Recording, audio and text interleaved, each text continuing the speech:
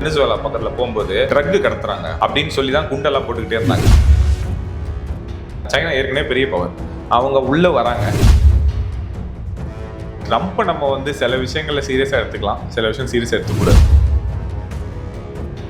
பணக்காரங்க எல்லாம் அமெரிக்காலேருந்து தான் இருப்பாங்க. எல்லாருமே பேங்கிங்கை கண்ட்ரோல் பண்ணுவாங்க, அவங்க தான் ட்ரேடை கண்ட்ரோல் பண்ணுவாங்க, எல்லாமே கண்ட்ரோல் பண்ணுவாங்க.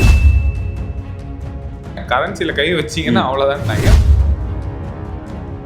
ட்ரக் லிஸ்டிங்னு பேன் பண்ணாங்க சில கண்ட்ரீஸ்ல. ஒரு மெஜாரிட்டி சைனா, கொஞ்சம் இந்தியா. ஆனா ஈரானை மட்டும் கொலாப்ஸ் பண்ணாம விட்டாங்கன்னா அது மட்டும் ஸ்டேபிள் ஆச்சுன்னா இந்தியா லாஸ்ட், ரஷ்யாவும் சைனாவும் கண்டிப்பா ஈரான் கூட சேர்ந்துச்சுன்னா அது அவங்களுக்கு பெரிய ஆபத்து. பலரும் நம்ம நிகழ்ச்சிகளை தொடர்ச்சியாக பார்க்குறீங்க, ஆனால் சப்ஸ்கிரைப் பண்ண மறந்துடுறீங்க. நம்ம நேயர்கள் மறக்காமல் சப்ஸ்கிரைப் பண்ணுங்கள். இனி வரும் நாட்களில் நிறைய அரசியல் பேச வேண்டியிருக்கு.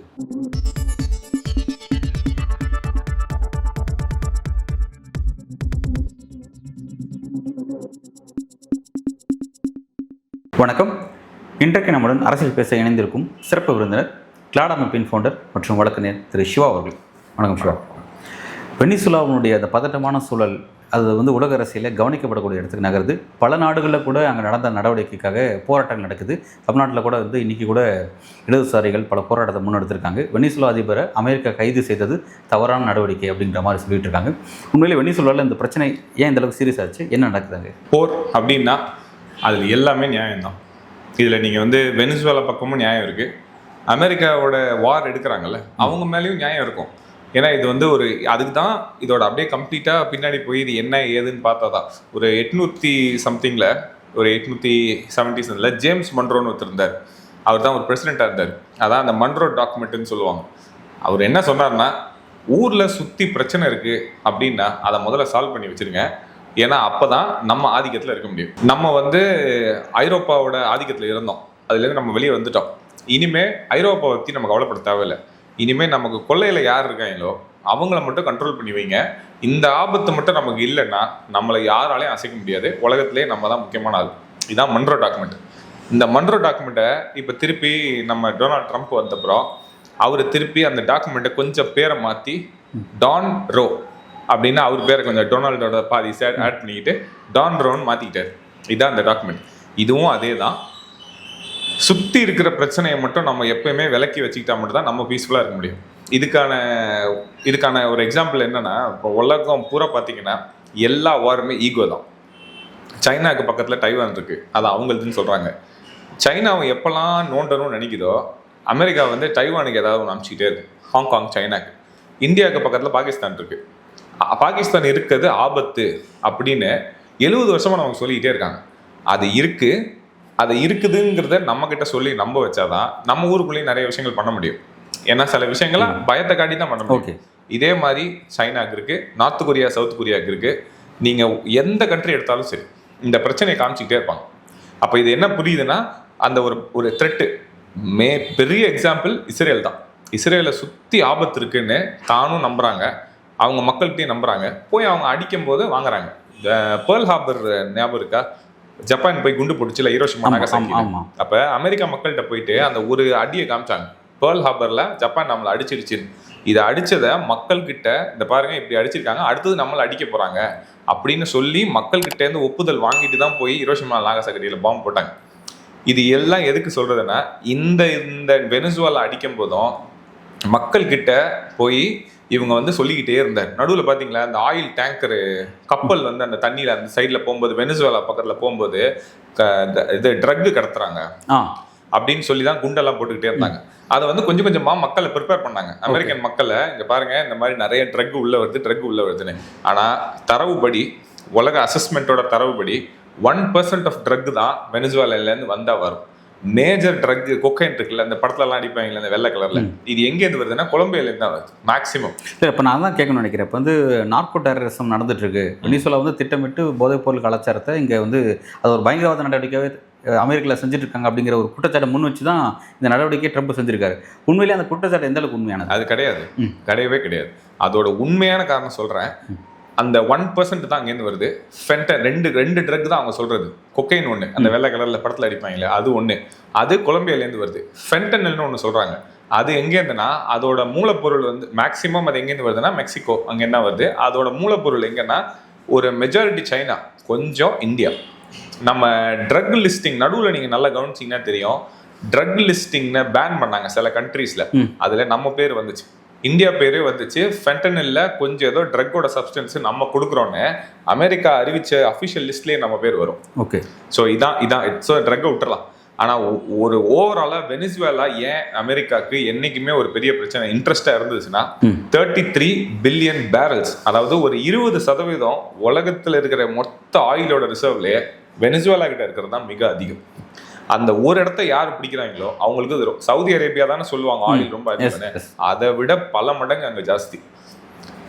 இன்னொன்று, இந்த ஒட்டுமொத்த இஷ்யூவோட பேஸ் எங்கே இருக்குன்னா பெட்ரோ டாலர் தான். ஒரு 1973 ஹென்ரி கிசிங்கர், அமெரிக்கான்னு வச்சுக்கலாம், அமெரிக்கா வந்து சவுதி அரேபியா கிட்ட ஒரு டீல் போடுது, நீ ஆயிலை வச்சுக்கோ, நீ ஆயிலை வித்துக்க, ஆனால் நீ வந்து டாலரில் மட்டும்தான் விற்கணும்னு எனக்கு ஒரு ஒப்பந்தம் போட்டு கொடு. அந்த ஒப்பந்தத்துக்கு நான் உனக்கு என்ன தரேன்னா பாதுகாப்பு கவசம் தரேன், என்னோட நியூக்ளியர் வெப்பன், என்கிட்ட இருக்கிற எல்லா ஆயுத ப்ரொடெக்ஷனும் உனக்கு தரேன், நீ என்ன வேணாலும் பண்ணிக்க, உனக்கு நான் ஆயுதம் தரேன். ஆனால் ஒன்று தான், ஆயில்ங்கிறது உலகத்தில் நீ என்ன வச்சிருக்க நம்பர் 1ல, எங்கே விற்றாலும் யாருக்கு விற்றாலும் டாலர்ல தான் விற்கணும். இது யாருக்கு லாபம்? நான் பணத்தை அடிச்சுக்கிட்டே இருப்பேன், பிரிண்ட் பண்ணா போதும், நீங்க எல்லாரும் கஷ்டப்பட்டு வேலை பார்த்தாதான் என்கிட்ட நீங்க டாலர் வாங்க முடியும். நான் பாட்டு பிரிண்ட் பண்ணிக்கிட்டே இருப்பேன், நீங்க வேலை பாருங்க. இதான கதை. அமெரிக்கா பாட்டுக்கு அவங்க இஷ்டத்துக்கு ஒரு ப்ரெஸ்ஸை வச்சு நோட் அடிச்சுட்டே இருக்கலாம் அப்படின்ற மாதிரி தான் அவங்களுக்கு ரூல்ஸ் இருக்கா? இப்போ எவ்வளவு பணம் இருக்கணும் அப்படின்ட்டு அதுக்கும் ஒரு அளவீடு இருக்குல்ல, இதுக்கு தேவைக்கு ஏற்ற மாதிரி தானே. அது ஒரு டைம்ல கோல்டுக்கு ஏற்றதான், அதெல்லாம் தான் மாத்திட்டாங்கல்ல. ஓகே, அந்த கோல்டு ஸ்டாண்டர்டுங்கிறது ஒன்று போயிடுச்சு, அதெல்லாம் கிடையாது. இப்போ எப்படின்னா எவ்வளோ வந்து இப்போ ஆயில் உங்களுக்கு வேணும், நீங்கள் இந்தியா ஆயில் வேணும் சவுதி கிட்ட வாங்கணும்னா நீங்கள் டாலர்ஸில் தான் வாங்கணும். அப்போ டாலர்ஸ் வேணும்னா டிமாண்ட் இருக்குல்ல, அந்த டிமாண்டு தான் டாக்குமெண்ட்டு. இல்லை இப்போ அப்படின்னா உலகத்தை பல சந்தைகளை டாலர் தான் கண்ட்ரோல் பண்ணுது, டாலர் தான் ஒரு மீடியமாக இருக்குது அப்படின்னா அப்போ அமெரிக்கா வந்து டாலரை அடிச்சுட்டே இருக்கலாம் போல இருக்கு, எவ்வளோனா அடிச்சுட்டே இருக்கலாம், அது ஒரு ஸ்டாண்டர்டே கிடையாது, அதுக்கு இவ்வளோ தான் அப்படின்ற மாதிரி கிடையாது இது வரைக்கும் இல்லை. சரி, ஏன்னா அது ஃபெடரல் ரிசர்வ், நம்ம ஊரில் ரிசர்வ் பேங்க் மாதிரி அங்கே ஃபெடரல் ரிசர்வ் இருக்கு, அது வந்து ஆனால் ப்ரைவேட்டு, நம்ம நினைப்போம் அது கவர்மெண்ட், அது கவர்மெண்ட் கிடையாது. ஸோ அங்கே அந்த அவங்களுக்கும் அதனால தான் அந்த எலீட் பணக்காரங்கள்லாம் வந்து உச்ச பணக்காரங்க எல்லாம் அமெரிக்காலேருந்து தான் இருப்பாங்க எல்லாருமே. ஏன்னா அவங்க தான் வந்து பேங்கிங்கை கண்ட்ரோல் பண்ணுவாங்க, அவங்க தான் ட்ரேடை கண்ட்ரோல் பண்ணுவாங்க, எல்லாமே கண்ட்ரோல் பண்ணுவாங்க. இல்லை இதில் மெயின் நான் சொல்ல வந்தது என்னன்னா, இந்த டாலரை கை வச்சவங்க எல்லாரையுமே முடிச்சாங்க. 2000 அவங்க ஞாபகம் இருக்கும், சதாம் ஹுசேனை பிடிச்சப்ப சதாம் ஹுசேன் என்ன பண்ணாருன்னா முதல் முறையா யூரோ கரன்சியில நான் மாற்றலாமான்னாரு, பிடிச்சாங்க, முடிச்சிட்டாங்க. லிபியால 2010 கிட்ட அவரும் அதே மாதிரி தான் 9 கிட்ட லிபியால கடாஃபி என்ன சொன்னார்னா நானும் இனிமே வந்து வேற கரன்சியில கொடுக்கலான்னு நினைக்கிறேன்னு சொன்னார், முடிச்சிட்டாங்க. இன்னைக்கு வெனிசுவேலா என்ன சொன்னுச்சுன்னா, இப்போ ஆக்சுவலா வெனிசுவேலா பண்ணிக்கிட்டு தான் இருக்கு. வெனிசுவேலா யுவான் ஒரு கரன்சி இருக்கு, சைனாவோட கரன்சி, அந்த கரன்சி எடுத்து நான் அதுல வந்து ட்ரேட் பண்ணிட்டு இருக்காரு. இப்போ அதுல பண்றாரு, ரூபிள்ஸ்ல பண்றாரு, ரஷ்யன் கரன்சி இதெல்லாத்தையும் பண்ண ஆரம்பிச்சிட்டாரு. இது வந்து எதை வேணாலும் அமெரிக்கா இழந்துரும். ஆனா இந்த டாலரோட பிரதானத்தை மட்டும் அமெரிக்கா இந்தியன் எலெக்ஷன் ஞாபகம் இருக்குல்ல, இவர் பிரிக்ஸ்ல வந்து ஒரு பிரிக்ஸ்னு கூட்டமைப்பு, அப்போ மோடியும் வந்து சேர்ந்துக்கிட்டு நான் வந்து இந்த கரன்சிக்கு டாலருக்கு மாற்ற வேற கரன்சி மாத்திக்கலாம்லாம் சொன்னார்ல. சொன்ன அடுத்த நிமிஷம் அங்க என்ன சொன்னாங்க, கரன்சில கை வச்சீங்கன்னா அவ்வளவுதான், மொத்தமும் கப்சிப்னு இங்க எல்லாம் அமைதியாயிட்டாங்களே, அந்த பிரிக்ஸே அமைதியாயிடுச்சு. டாலர் எடுத்துட்டீங்கன்னா அமெரிக்கா முடிஞ்சு போச்சு, வேற எதுவுமே கிடையாது, டாலர் தான் அதோட வேல்யூ. ஏன்னா உலகமே கஷ்டப்பட்டாதான் நம்ம வந்து டாலரை வாங்க முடியும். ஆனால் அவங்களுக்கு அது நோவாமல் அவங்க வந்து பிரிண்ட் பண்ணிக்கிட்டே இருக்கலாம். இந்த பெட்ரோ டாலர் தான் எனக்கு தெரிஞ்ச மேக்ஸிமம். இன்னொன்று, மேக்ஸிமம் இன்வெஸ்ட்மெண்ட் இப்போ யார் பண்ணியிருக்காங்கன்னா சைனா பண்ணியிருக்குள்ள. இப்போ சைனா என்னோட கொள்ளைக்கே வந்துருச்சுன்னு வச்சிங்களேன், சைனா ஏற்கனவே பெரிய பவர், அவங்க உள்ளே வராங்க, உள்ளே வந்து காசும் போட்டு ப்ரொடக்ஷனும் பண்ணுறாங்க. ப்ரொடக்ஷன் பண்ணிச்சுன்னா நாளைக்கு எந்த அளவுக்கு வெனிசுவேலா கண்ட்ரோல் பண்ணுவாங்கன்னு தெரியாது. வெனிசுவேலாலேருந்து அமெரிக்காங்கிறது ரொம்ப பக்கம். அப்போ அங்கே பேஸ் வந்துச்சுன்னா, அப்போ அங்கே ஒரு ஆர்மி பேஸ் வந்துச்சுன்னா, சைனீஸ் ப்ரெசன்ஸ் அதிகமாச்சுன்னா, அதான் அந்த மன்ரோ டாக்குமெண்ட், சுற்றி இருக்கிறவங்கள மட்டும் நீங்கள் க்ளீனாக வச்சுக்கிட்டலன்னா நமக்கு ஆபத்து. அப்போ என்ன ஆனாலும் சரி எல்லாத்தையும் முடிச்சு வச்சிடணும். இப்போதைக்கு இருக்கிற ஒரே ஒரு கடைசி கண்ட்ரி கியூபா தான், மற்றபடி எல்லா சோசியலிஸ்ட் கண்ட்ரியும் ஓரளவுக்கு. பிரேசில் அவங்க லிஸ்ட்ல இருக்கு, பிரேசில் இருக்கு, இன்னும் சில நாடுகள் அவங்க. அதனால தான் பிரேசில்ல போல்சரானோன்னு ஒருத்தர் இருக்காரு, அவர் வந்து ரைட் விங்கு, அவரை சப்போர்ட் பண்ணிக்கிட்டே இருக்காங்க, அவரை தூக்கி உள்ள வச்சிருக்காங்க ஹவுஸ் அரெஸ்ட் மாதிரி. ஆனா அவரை சப்போர்ட் பண்ணிக்கிட்டே இருக்காங்க, ஏன்னா அங்க இருக்கிறவர் இவங்களுக்கு ட்ரம்ப்புக்கு ரொம்ப சாதகமான ஆள் கிடையாது. அர்ஜென்டினாலாம் மாத்திட்டாங்க, இப்ப கியூபா மட்டும்தான் பாக்கி சோசியலிஸ்ட் ரெஜிம்ல இருக்கிறதுல. இப்பவுமே ஒரு ஆச்சரியமான விஷயம் என்னன்னா, இப்ப அவர் தூக்கிட்டாங்கல்ல, மட்ரோவை தூக்கிட்டாங்கல்ல. இப்ப தூக்குன இடத்துல இவங்க என்ன நினைச்சா, இவர் என்ன சொன்னார்னா ட்வீட் போடும்போது, நாங்கள் தான் அமெரிக்காவை நாங்கள் தான் வெனிசுவேலா ரன் பண்ணுவோம்னு சொன்னார். ஆனால் அதை வெனிசுவேலாவை கோர்ட் டக்குன்னு உள்ள வந்து அவங்களோட வைஸ் பிரசிடென்ட்டை வந்து நாமினேட். அவங்க யாருன்னா ஹார்ட் கோர் கொரில்லா வார்ஃபேர்ல இருந்த லெஃப்ட் லேடி. அவங்க எப்படின்னா அமெரிக்கன் பிசினஸ் மேன் ஒருத்தனை வந்து கடத்திட்டுலாம் போய் பயங்கரமான சம்பவம்லாம் செஞ்சவங்க. அப்ப அவங்க தான் இப்ப நிக்கிறாங்க. அவங்களால ஒன்றும் பெருசா சொல்ல முடியல. சுத்தி இருக்கிறதுல யாராலையும் பேசவும் முடியல. இப்ப என்ன ஆச்சுன்னு தெரியல. ஆனா அவர் வந்து காங்கிரஸ் கிட்ட பெர்மிஷன் கேட்கல. யூஸ்வலா ஒரு வாருக்கு போனோம்னா காங்கிரஸ் கிட்ட பெர்மிஷன் கேட்கணும். ஆனா இந்த டைம்ல இவர் நேஷனல் செக்யூரிட்டின்னு சொல்லிட்டு போய் அடிச்சுட்டாரு. இது வந்து ஒரு தக் லைஃப் மாதிரி தான் வச்சுக்கோங்களேன். ஆனால் அது ஒரு பியூர்லி ஈகோ தான். ஏன்னா நடுவில் ஒரு வாட்டி ஹியூகோ நம்ம அந்த மதுரை வந்து ஒரு டான்ஸ் ஒன்று ஆடினார். அவர் ஆக்சுவலாக ட்ரம்ப் மாதிரி ஆடினார். இது ஒரு காரணமாக இருக்கும்னு கார்டியன்ங்கிற ஒரு பத்திரிகை இருக்குல்ல, அதுலேயே போட்டிருக்காங்க. அவர் அந்த டான்ஸ் ஆடினது அவருக்கு பிடிக்கல, ட்ரம்ப் மாதிரி ஆடினது. அந்த அளவுக்கு பர்சனலா அதான் இது கார்டியன் பேப்பர்ல வந்தது தான். ஸோ இது வந்து வெளியே வந்தது இல்லை. அதுலயே குறிப்பிட்டது என்னன்னா நோ வார் பீஸ் அப்படிங்கிறதுல அந்த 2 கையை வச்சு ட்ரம்ப் ஒரு டான்ஸ் ஒன்று ஆடுவார். பார்த்துருப்பீங்களான்னு தெரியல. அந்த டான்ஸ் அவர் பண்ணதை அதை ரொம்ப பர்சனலா எடுத்துக்கிட்டாரு. இதுக்காகவே உன்னை நான் தூக்குவேன். ரைட். இப்போ இதில் இன்னொரு விஷயத்தை பேச வேண்டியது இருக்குது சிவா. அது என்னென்னா, இப்போ வெனிசுலாவில் நிறைய பதட்டமான சூழல் போயிட்டுருக்கு. இவரோட ஆட்சி அப்படிங்கிறது வந்து இவர் தேர்தலுக்கு வந்ததே வந்து பார்த்தீங்கன்னா வெற்றி பெற்றது அறிவிக்கப்பட்டுச்சு. அதிலே வந்து நெருமை இல்லை, முறைகேடு நடந்திருக்குன்ற விஷயம் இங்கே இந்தியாவில் எப்படி ராகுல் காந்தி ஒரு குற்றச்சாட்டை வைக்கிறாரோ அதே மாதிரி தான் வந்து நிக்கோலஸ் மதுரோவுக்கு எதிராகவும் அங்கே இருக்க எதிர்க்கட்சிகள் சொல்லிட்டு இருந்தாங்க. அது ஒரு விஷயம். அந்த ஒரு விஷயம் இருக்கிறதுனாலையும் சரி, ஏற்கனவே அமெரிக்கா வந்து பொருளாதார தடை விதிச்சிருந்தாங்க. அதனாலையும் சரி, அங்கே வந்து பெரிய அளவு விலைவாசி உயர்வு, மக்கள் பெரிய அளவுக்கு இவருக்கு எதிராக ஆட்சிக்கு எதிராக நின்னாங்க அப்படிங்கிற பிரச்சனை இருக்குது. இப்போ இந்த இடத்துல நமக்கு என்ன கவனிக்கணும்னா, முழுக்க இந்த விஷயம் வந்து வெனிசுலாவுடைய உள்நாட்டு பிரச்சனை, தனிப்பட்ட ஒரு விவகாரம். உள்ள அவருக்கு எதிரான சில அதிருப்தி இருக்குது, எல்லா விஷயங்கள் இருக்குது, அதெல்லாம் சப்ஜெக்ட் வேறு. ஆனால் இப்படி வெளியிலேருந்து தூரத்துலேருந்து சில கிலோமீட்டருக்கு அந்த பக்கத்தில் ஒரு நாடு, அந்த நாட்டோட அதிபர் இப்படி வந்து எங்கள் நாட்டில் நீங்கள் ஒரு இன்ஃப்ளூயன்ஸ் பண்ணுறீங்க, எங்கள் நாட்டுக்குள்ளே நீங்கள் வந்திருக்கீங்க அப்படின்ற ஒரு காரணத்தை சொல்லி அதன் மூலமாக கைப்பற்றி கொண்டு போகிறது. இனிமேல் உங்களுடைய எண்ணெய் வளங்கள் அந்த பிஸ்னஸ் நாங்கள் பார்த்துக்குறோம், கொஞ்ச நாளைக்கு அது சரியாக போக மாட்டேங்குது அப்படின்னு இதெல்லாம் வந்து இந்த ஒரு ஸ்டாண்ட் எடுக்கிறாங்களே, இது எப்படி புரிஞ்சுக்கிறது? இதுக்கான முகாந்திரம் இருக்கா? அதுக்கு சர்வதேச சட்டம் அலோவ் பண்ணுதா? சர்வதேச சட்டம் தான் அலோவ் பண்ணாது. ஐநா சபையோட அந்த ஆர்டிகல் 2 இருக்கு, யுனைடெட் நேஷன் செக்யூரிட்டி கவுன்சில் எல்லாம், அதெல்லாம் இவங்க மீறி தான் போயிருக்காங்க. ஆனா யாரு கேட்பா? அவ்வளவுதானே பதில். யாரு கேட்க முடியும்? ஏன்னா அமெரிக்காவுக்கு இது பழக்கம் இருக்கு. இதே மாதிரிதான் ஈராக்குள்ள போனாங்க, இதே மாதிரிதான் லிபியாக்குள்ள போவாங்க. அவங்க போயிட்டே தான் இருப்பாங்க. ஏன்னா அது அவங்க செக்யூரிட்டி கவுன்சில கண்ட்ரோல் பண்ணிப்பாங்க. அவங்களை யாரும் நீங்க வீட்டை பண்ண முடியாது. எல்லாமே அவங்க கிட்ட தான் இருக்கு. என்ன பண்ண முடியும்? அவ்வளவுதான். வேடிக்கை தான் பார்க்க முடியும். அவ்வளவுதான் பண்ண முடியும். யார் பண்ணுவா? ஐரோப்பா செக் அண்ட் பேலன்ஸ் பண்றதுக்கு இதுக்கு சிஸ்டமே கிடையாது. சைனா ஏந்திரிச்சு வந்தா வரும். இப்ப இல்ல, சைனா ஏந்திரிச்சுட்டு தான் இருக்கு. அது ஒரு நாள் செக் பேலன்ஸ் வைக்கும். அதை தவிர வேற யாராலையும் அமெரிக்காவை செக்கே பண்ண முடியாது. ஒரு சீரியஸான நடந்து வந்துட்டு இருக்கு. இப்போ இது போயிட்டு இருக்கும் போதே வந்து இன்னொரு விஷயத்தை பார்க்க வேண்டியதா இருக்கு.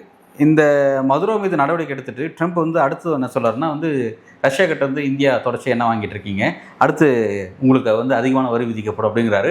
ஒரு மிரட்டல் தோணி தான் வர்றாரு. இப்போ ஒரு சம்பவத்தை செஞ்சு முடிச்சுட்டு அதோட அடுத்த நெக்ஸ்ட் அப்படின்ற மாதிரி இந்தியாவை நோக்கி பார்வை வருது. இது எப்படி? ட்ரம்ப்பை நம்ம வந்து சில விஷயங்கள்ல சீரியஸா எடுத்துக்கலாம், சில விஷயம் சீரியஸா எடுத்துக்கூடாது. ஏன்னா அதே மாதிரி நம்மலாம் வந்து அவங்களுக்கு செத்த பாம்பு மாதிரி, நம்மளெல்லாம் அவங்க ஒண்ணுமே பண்ண மாட்டாங்க. என்ன பண்ணணும்? நம்மளை வச்சு அவங்க என்ன பண்ண போறாங்க? நம்மளை மெயின்டைன் பண்றதெல்லாம் ரொம்ப கஷ்டம். உண்மையே நம்மளை மெயின்டைன் பண்றதுக்கு கஷ்டம். 100 கோடி பேரை வச்சு அவன் என்ன பண்ணுவான்? உள்ள வந்தாதான் அமெரிக்கா நாளைக்கே பிச்சை எடுத்துரும். அதெல்லாம் அவங்க பண்ண மாட்டாங்க. இவங்களுக்கு அதே மாதிரி நம்ம கிட்ட பெரிய வளங்கள்லாம் ஒன்றும் பெருசா கிடையாது. அவங்க எதிர்பார்க்குற மாதிரி இந்த மாதிரி இந்த ட்ரெஷர் மாதிரி அவ்வளோலாம் இல்லை. ரைட், புரிஞ்சுக்கிறேன். ஆனால் தொடர்ச்சியாக என்னோட உத்தரவையும் மீறி, என்னோட அட்வைஸை மீறி நீங்கள் தொடர்ச்சியாக ரஷ்யா கிட்ட வந்து பர்ச்சேஸ் பண்ணிட்டு இருக்கீங்க. அது எனக்கு விருப்பம் இல்லை. ரஷ்யா கிட்ட பர்ச்சேஸ் பண்ணுறது அவங்களோட 2 நாடுமே டீல் பண்ணி முடிச்சுக்கிறாங்க. அங்கே டாலருக்கு வேல்யூவே இல்லாமல் போகுது. இப்போ அதை எப்படி? இல்லை, இப்போ நான் தான் உங்களுக்கு வந்து ஒரு பயம் காமிச்சிருக்கேன். மரியாதையா மாத்திக்கிங்க. இல்லைன்னா அப்புறம் நான் ஏற்கனவே நீங்க 90 ரூபால இருக்கீங்க இப்போ ஒரு டாலருக்கு, இன்னும் எங்கேயோ போயிருவீங்க. அப்புறம் சுத்தி ஒரு சின்ன நெருக்கடி கொடுத்தாலே இந்தியா எல்லாம் பொசுங்கிரும். ஏன்னா இவங்க நம்மளை ஏமாத்துவாங்க. அந்த RSS BJP எல்லாம் நம்மளை ஏமாத்திக்கிட்டே இருப்பாங்க. நம்ம பெரிய ஆள் அங்கெல்லாம் அவங்கள மதிக்கல. நான் இதுக்கும் எவிடன்ஸோட சொல்றேன். இப்போ வேர்ல்டோட இந்த அமெரிக்காவோட எக்ஸ்டர்னல் டாக்குமெண்ட் ஒன்று வந்துச்சு, வெளியுறவுத்துறையோட டாக்குமெண்ட். எப்படி வந்து உலகத்துல நம்ம வந்து நம்மளோட உறவை எப்படி வச்சுக்கணும்னு. இதுல நம்ம இந்தியா பேரே கிடையாது. கடைசியில் எங்கேயோ ஃபுட் நோட்ல போட்டிருக்காங்க. ஏன்னா அவங்க என்ன சொல்லியிருக்காங்கன்னா, அது ஒரு ப்ராப்ளமான ஒரு ஊரு, அதை நம்ம வந்து தூரத்துல இருந்து கவனிச்சுக்கிட்டா போதும், ஆனா அதுக்காக நம்ம எந்த செலவும் பண்ண வேணாம், ரிசோர்ஸ் பண்ண வேண்டாம். யாருமே ஒரு 40 வாட்டி சைனா பேர் வந்திருக்கு. சைனா இந்த செக் வைக்கணும், இங்க செக் வைக்கணும், இங்க செக் வைக்கணும். இந்தியா பேரே கிடையாது அதுல. ஏன்னா அந்த அளவு தான் நம்ம. இவங்க சொல்ற அளவுக்கெல்லாம் எதுவுமே கிடையாது. நம்ம வந்து ஒரு மார்க்கெட், நீங்க எதை போட்டாலும் நம்ம வாங்குவோம், இந்த அளவுக்கு தான். ஆனா நம்ம கிட்ட சொல்லி ஏமாத்துறது என்னன்னா, நம்ம ரொம்ப பெரிய ஆளுன்னு. நம்ம பெரிய ஆளுன்னு அமெரிக்கனோட டாக்குமெண்ட் சொல்லல, நம்ம சொல்லிக்கலாம். அதுக்கு இன்னும் டைம் இருக்கு. உண்மையா அமெரிக்கா பயப்படுறது சைனாவை மட்டும்தான். ஏன்னா அவன் எங்க வந்தாலும் எனக்கு ரிஸ்க் தான். ரஷ்யா பார்த்து கூட உங்களுக்கு அந்த பயம் இல்லை. ரஷ்யா பார்த்தெல்லாம் பயப்படவே மாட்டாங்க அவங்க. ஏன்னா ரஷ்யாலாம் வந்து ஆல்மோஸ்ட் ஃபெயிலிங் எக்கானமி தான். சைனா மாதிரி ஒரு எக்கனாமிக்கல் ஹெவி வெயிட் யாருமே கிடையாது. வெப்பன்ஸ் அவங்ககிட்ட தான் இருக்கு, டெக்னாலஜி இருக்கு. நீ ஒரு ஏஐ கம்பெனி வச்சனா அடுத்த நிமிஷம் அவன் ஏஐ ஓப்பன் பண்றான். நீ இந்த ஏஐல வந்து ஒரு சிப்புன்னு சொன்னா இந்த சிப் நீ தரமாட்டியா, நானே சிப்பு தயாரிக்கிறேங்கிறான். இதுதானே பவர், அவங்களுக்கு தெரியும். அதனாலதான் ஒண்ணுதான் அவங்களோட ஒரு ஹோல்டு மட்டும் தான் சைனாவை மீறி நிற்குதுன்னா டாலர்ஸ் தான். அந்த டாலரை மட்டும் உடச்சிட்டீங்கன்னா முடிஞ்சிடும். இப்போ இந்த இடத்துல ட்ரம்ப் வந்து அவருடைய நாட்டோட டாலரை எந்த அளவுக்கு வந்து அதோடைய பாதுகாப்பு உறுதிப்படுத்தி வச்சிருக்கிறார். அதாவது அதுக்கு இன்னும் சிக்கல் இல்லையா? ஒவ்வொரு காலகட்டத்திலும் ஏதாவது இஷ்யூஸ் எழுது. இப்போ ரீசெண்டாக பிரிக்ஸ் பார்த்தோம், அந்த மாதிரி இப்போ வந்து வெனிசுலா விஷயம் அந்த மாதிரிலாம் பார்த்தோம் நம்ம. இப்போ இந்த மாதிரிலாம் இருக்கும் பொழுது இதுக்கு மாற்றாக வேறு எந்த நடவடிக்கை போயிட்டுருக்கு, அது இன்னும் டாலருங்கிறது இன்னும் சேஃபாக தான் இருக்குது, அது ஒன்றும் பிரச்சனை இல்லை அப்படின்ற இடத்துல ட்ரம்ப் இருக்காரா, அல்லது அடுத்த சிக்கல் அவருக்கு இருக்குது அப்படின்ற மாதிரி? இல்லை சிக்கல் கண்டிப்பாக இருக்குது. இப்போ இந்த ஸ்டண்ட் இருக்குல்ல, இதில் வந்து உள்ளுக்குள்ள அவங்க ஊருக்குள்ள ஏகப்பட்ட பிரச்சனை இருக்கும்ல. அவங்க ஊரில் அன்எம்ப்ளாய்மெண்ட் இஷ்யூ நிறைய, இந்த எப்ஸ்டீன் ஃபைல் அது இதுன்னு ஏகப்பட்ட இஷ்யூ இருக்கு. இப்போ இது வந்து ஒரு பெரிய ஸ்டண்ட்டு. இதை அடிச்சா என்ன ஆகும்னா, அப்படி சூரியன் மாதிரி அடிச்சு பளிச்சுன்னு கண்ணை கூசி விட்டுரும். அந்த வேலை தான் பண்ணியிருக்காரு. ஆனால் டாலர் வந்து அடி வாங்க தான் போகுது. ஏன்னா சைனாவோட ரைஸை வந்து யாராலையும் நிப்பாட்ட முடியாது. ப்ளஸ் இந்த என்டையரா ஐரோப்பா இருக்குல்ல, ஐரோப்பா தான் வந்து அமெரிக்காவோட என்டையர் பேக்கப்பு. யூரோப்போட என்டையர் யூரோப்புக்கு அதோட குரல் குறைஞ்சிக்கிட்டே இருக்கு ஒரு உலகத்துக்குள்ளே. அப்போ யார் இப்போ ஏந்திரிச்சிக்கிட்டு இருக்காங்கன்னா, ஏஷியா தான் ஏந்திரிக்குது. அதில் சைனா தான் நம்பர் 1. அப்போ இந்த ஆயிலோட கதையை மட்டும் இப்போ ஏன் இவங்க வந்து இவ்வளோ மும்முரமாக இருக்காங்கன்னா, இவங்களோட பெரும் பிரச்சனை வெனிசுவேலாவை விட முக்கியமான இப்போ என்னன்னா ஈரான் தான். ஏன்னா ஈரான் தான் உலகத்தின் சென்ட்ரு. ஓகே, நீங்கள் இப்போ ஈரானோட இதை மட்டும் நீங்கள் ஃப்ரீ பண்ணி விட்டுட்டீங்கன்னா, ரஷ்யா, ஈரானு, அப்புறம் இந்தியா, சைனா இவங்கெல்லாம் ஒன்று சேர்ந்தாங்கன்னு வச்சுங்க, வர்த்தகத்துக்கு எந்த தேவையுமே வெஸ்ட்லேயே கிடையாது. ஐரோப்பா தேயுது, அமெரிக்காவும் தேயுது. ஏன்னா அமெரிக்கா மோஸ்ட்டாக எல்லாத்தையும் இம்போர்ட் தானே பண்ணுது, வாங்குது எல்லாமே. அது வந்து பெரிய ப்ரொடியூஸ் பண்ணி எல்லாருக்கும் அனுப்புறது கிடையாது. அப்போ எல்லா சாப்பாடு மேக்ஸிமம் ஃபுட்டுங்கிறதே இந்த ஏஷியா சைடில் தான். ஃபுட்டு ஆயிலும் ரெண்டுத்தையும் நான் ஏஷியாவுக்குள்ளே கவர் பண்ணிட்டேன்னா இந்த வெஸ்ட்டே அடி வாங்கிடும். அதனால தான் இப்போ வெனிசுவேலா நிற்காது, ஈரான் தான் அவங்களோட பெரிய ஃபோக்கஸாகவே இருக்கும். அதில் இஸ்ரேலுக்கு ஒரு பெரிய பர்சனல் இன்ட்ரெஸ்ட் இருக்கு. இப்போ இவங்க ரெண்டு பேரும் என்ன பண்ணுவாங்கன்னா, ஈரானை மட்டும் கொலாப்ஸ் பண்ணிக்கிட்டே இருக்குன்னு பார்ப்பாங்க. அதை கொலாப்ஸ் பண்ணிட்டாங்கன்னா சேஃப், அவங்க டாலர் சேஃபாகவே இருக்கும். ஆனால் ஈரானை மட்டும் அவங்க கொலாப்ஸ் பண்ணாமல் விட்டாங்கன்னா, அது மட்டும் ஸ்டேபிள் ஆச்சுன்னா ரஷ்யா, சைனா, இந்தியா லாஸ்ட்டு, ரஷ்யாவும் சைனாவும் கண்டிப்பாக ஈரான் கூட சேர்ந்துச்சுன்னா அது அவங்களுக்கு பெரிய ஆபத்து. அதனால அவங்களோட நெக்ஸ்ட் ஃபோக்கஸில் எப்போவுமே ஃபோக்கஸ் ஈரானாக தான். டாலர் விஷயத்தை நம்மளால் காப்பாற்ற முடியல, அது அமெரிக்க அதிபர் ட்ரம்போட கையை மீறி போயிடுச்சுன்னா அவர் ஆல்டர்னேட்டிவாக அந்த பிட்காயின் விஷயத்தை வந்து வச்சிருக்காரு. அதை வச்சு பேலன்ஸ் பண்ணுங்க. ஏன்னா பிட்காயினோட ரேட்டும் பெரிய உயர்ந்துட்டே போகுது. அப்படி அது ஒரு விஷயத்தையும் பார்க்க வேண்டியதாக இருக்குது. நாளைக்கு அதுதான் வந்து இன்டர்நேஷனல் கரன்சியாக அவர் மாற்றுறதுக்கான வாய்ப்புகளும் இருக்குது அப்படின்னு சொல்கிறாங்க. அது எப்படி? இதெல்லாம் ஒரு ஸ்பெக்குலேஷன் தான். ஓகே, நம்ம யூகிக்கிறது தான். அவங்க அப்படி தான் நம்மக்கிட்ட சொல்கிறாங்க. இப்போ நீங்கள் இப்போ ஒன்று கேட்குறீங்க, இந்த கேள்விக்கான பதிலும் நம்ம ரெண்டு பேருமே அமெரிக்காலேருந்து வந்து நியூஸ் வச்சு தான் நம்ம ரெண்டு பேருமே பேசி ஆகணும். ஓகே, நம்ம இந்தியாவில் இதை ரிசர்ச் பண்ணி யாராவது சொல்கிறாங்க அப்படின்னா அது வராது. இல்லை, இப்போ ஃப்ரெண்ட்ஸ்லையோ இல்லை வந்து யூகேலையோ பல நாடுகளில் பொருளாதார அறிஞர்கள் இருப்பாங்க. அவங்க அந்த மார்க்கெட்டை கவனிச்சுட்டே இருப்பாங்க. ஏன்னா அது இல்லை, அவங்களும் வெஸ்ட் தானே. நீங்கள் வெஸ்ட்டை வந்து சந்தேகத்தோட தான் பார்க்கணும். சரி, ஏன்னா அவனுங்க எல்லாமே அவனுங்களுக்கு சாதகமாக தான் சொல்லுவாங்க. இன்னைக்கு உலகத்தில் பாதி கொலாப்ஸ் ஆனது எல்லாமே பிரிட்டன் சப்போர்ட் பண்ணி தான். ஏன்னா பிரிட்டன் வந்து ஒரு தீவு, அவனுக்கு எதுவுமே கிடையாது. அவன் வந்து எல்லா கண்ட்ரியும் ஒரு பிரச்சனையிலே இருந்தால் மட்டும்தான், அன்னையிலேருந்து சொல்கிறேன், பிரிட்டன் வந்து கொஞ்சம் சேஃபாக இருக்க முடியும். பிரிட்டனை சுற்றி இருக்கிறவங்க எல்லாம் சேஃபாக இருந்துட்டாங்கன்னா இவன் எங்கே போய் மீன் பிடிப்பான்? குழப்பம் இவனுக்கு வேணும். ஸோ இந்த பிரிட்டிஷும் யூஎஸும் எல்லாத்தையும் சப்போர்ட் பண்ணுவாங்க. அந்த யூரோப்போட ஐடியாவும் இவ்வளோ தான். இப்போ அது எல்லாமே கொலாப்ஸ் ஆகுது. அமெரிக்காவும் உட்பட தான் கொலாப்ஸ் ஆகுதான். இல்லைன்னா இந்த அளவுக்கு இந்த காலகட்டத்தில் 2025 போய் ஒரு இடத்துல போயெல்லாம் அடிக்க மாட்டாங்க.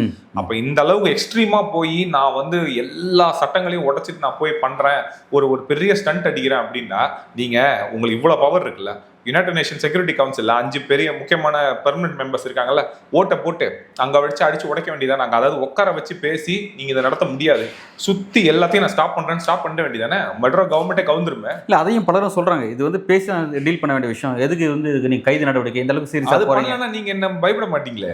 இப்போ நீங்கள் இந்த மாதிரி சொன்னாதான் சில சின்ன கவர்மெண்ட்லாம் எகிரி காட்டும்ல, அதெல்லாம் அதோட அப்படியே அமைங்கிடுவாங்க. ஏன்னா இவங்க என்ன பண்ணுவாங்க பாருங்க. ஏன் இவருக்கு நார்த் கொரியா இப்போ ஏதாவது மிசைல் அமைச்சிருக்காருல்ல, அவர் பண்றாருல. நீங்க நல்லா இருக்கிறதுலயே weakest forest country north Korea தான். ஆனா ஈராக்கை தொட்டாங்க, கடாஃபியை தொட்டாங்க, எல்லாரையும் தொட்டாங்க. ஈரானை ஏன் நோண்டிக்கிட்டே இருக்காங்கன்னா இவன் நியூக்ளியர் வெப்பன் ப்ரிப்பேர் பண்ணுவாங்க. ஒரே ஒரு நியூக்ளியர் வெப்பன் கிரியேட் பண்ணதுக்கு நார்த் கொரியா கிட்ட யாராவது போறாங்களா பாருங்க. எவனுமே போக மாட்டான். ஏன்னா அவன் தான் சொல்றாங்க யாருன்னு தெரியல, திடீர்னு அமுக்கி விட்டுற போறாங்க.